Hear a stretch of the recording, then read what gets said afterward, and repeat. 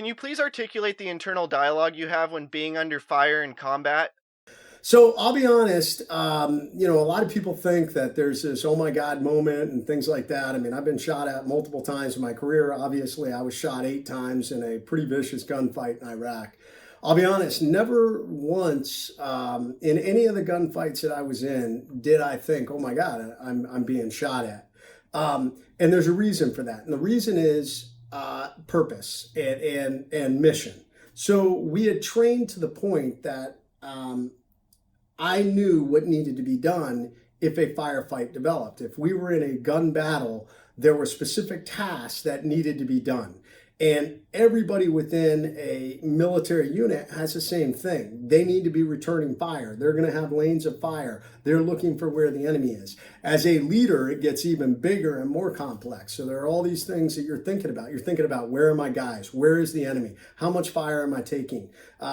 There are all these different things, and I'm getting into some tactics, but at the end of the day, it comes down to A, having trained for it and knowing what are the steps I need to do in my mind, and B, being prepared, accepting, hey, this is part of what's going to happen. I talk a lot about this in Overcome because although I survived an enemy ambush, everybody in life gets ambushed. And when we have major life ambushes, whether it's a physical injury or a physical illness, whether it's a personal, maybe it's a relationship breakup or a divorce,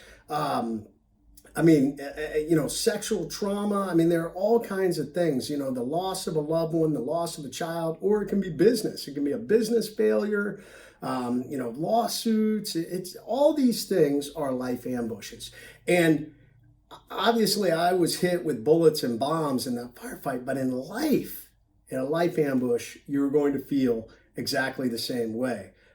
They may not be actual bullets and bombs from a battlefield, but they are the bullets and bombs of life.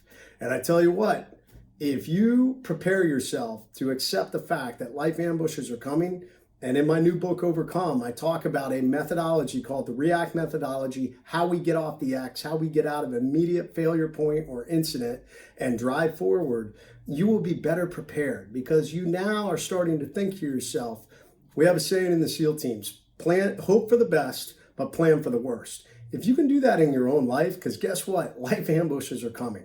They are coming for all of us. The reality is you are either in a life ambush, you're coming out of a life ambush, or there's one out there on the horizon waiting for you.